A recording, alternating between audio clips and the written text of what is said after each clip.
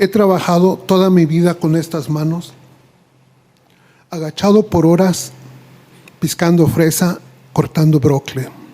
Good evening, President Trump. For many years, I have worked with these hands, hunched over, picking strawberries and cutting broccoli. Este duro trabajo es realizado en su mayoría por gente indocumentada. This tough job is mainly done by undocumented people. There is a reason why Donald Trump does not like to host town halls.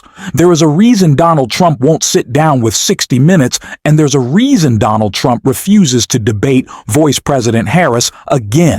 It's because he knows whenever he opens his mouth, it is bound to backfire, especially if he gets the smallest amount of pushback. Any level of confrontation at this point sends Donald Trump spiraling.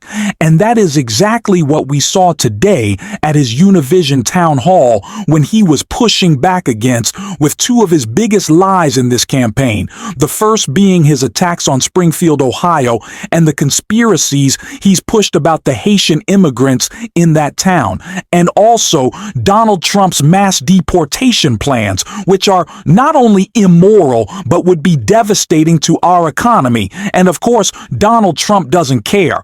All he wants to do is fearmonger and attack. And it's what he did during his town hall, leaving the crowd stunned and disturbed when he was confronted and started lashing out at those asking him questions.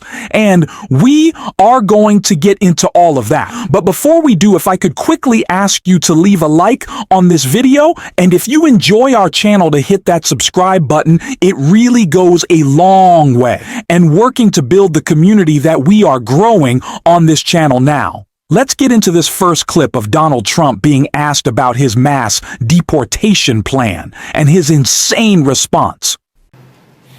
He trabajado toda mi vida con estas manos, agachado por horas, piscando fresa, cortando brócoli. Good evening, President Trump. For many years, I have worked with these hands, hunched over, picking strawberries and cutting broccoli. Este duro trabajo es realizado en su mayoría por gente indocumentada. This tough job is mainly done by undocumented people. Si usted deporta a esta gente, ¿quién haría ese trabajo y qué precio pagaríamos por la comida? If you deport to these people, who would do that job and what price would we pay for food? Finished, yes? Yes. So the problem we have is we had people coming in under my administration, and they were coming in legally. They were coming in through a system that we had, which was great, because I'm the best thing that ever happened to farmers. You know that. I was great. You know, farmers are doing very badly right now, very, very badly under this administration. Under my administration, farmers did very well. We have to have a lot of people come into our country. We just want them to come in legally through a system, because they've released hundreds of thousands of people that are murderers, drug dealers, terrorists. They're coming in totally, nobody knows who they are, where they come from. And the people that are most against it are the Hispanic people. They are totally against it, what's happened. The other thing I can say is that a lot of the jobs that you have and that other people have are being taken by these people that are coming in. And the African-American population and the Hispanic population in particular are losing jobs now because millions of people are coming in. So they're coming in, but they're also coming in largely, and tremendous numbers coming in out of mental institutions. They're emptying out mental institutions. They're emptying out insane asylums. That's a step above a mental institution. Worse, bigger problems, bigger problem people. They're emptying out jails. Their jails are being let into our country from Venezuela, but not just South America. From all over the world, they're being let in.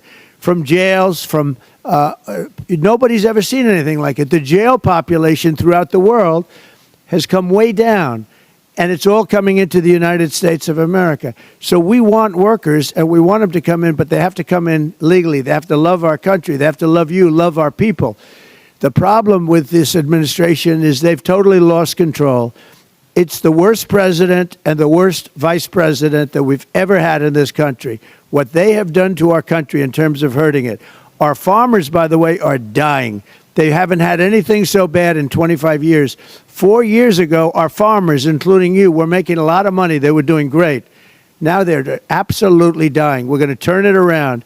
But we want people to come in, but we don't want murderers. So it was just announced that last month by the Border Patrol that under Biden and Harris, they allowed 13,099 convicted murderers, people in jail, to come into our country. They released them from jail into our population. And nobody wants that. And that doesn't include the terrorists and all of the others, the gang members, MS-13 gang members, and other gang members. We have to have people that are great people come into our country, but we do want them in, and I want them in even more than you do. And we're going to make it so that people can come into our country legally. Thank you. Good question. Thank you. He is spiraling out of control, and we see it with his fear-mongering. He knows his mass deportation plan doesn't work, or maybe he doesn't even know that he certainly doesn't care. All he wants to do is fear-monger. And I cannot believe the mainstream media is not pushing back. And thank goodness that this voter is. Because yes, Donald Trump's plans are immoral, but we can also look at the very real cost of them and how impractical it would be for mass deportations. And again, they're immoral. It would be the largest family separation in history, devastating communities as people are ripped from them for no reason. People who have been working in this country for years, if not decades. But of course, Donald Trump doesn't care about that. He just wants to fear-monger and lie. And of course, one of those lies was about Springfield, Ohio. And he was asked by a voter about this lie, called out for pushing the conspiracy. And I want to take a look at that right here. Soy un republicano, registrado republicano, pero en este momento me encuentro indeciso. A Republican. I am a registered Republican, but at this time I am undecided.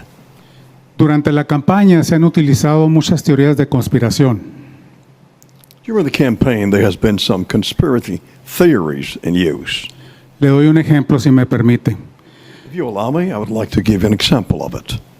Las autoridades de Springfield, Ohio, han aclarado una y otra vez que los haitianos no se están comiendo los perros ni los gatos de sus gentes. The authorities in Springfield, Ohio have more than one time clarified that the Haitians are not eating their cats and their dogs. Sin embargo, usted les quiere revocar su permiso que tienen para residir legalmente en este país.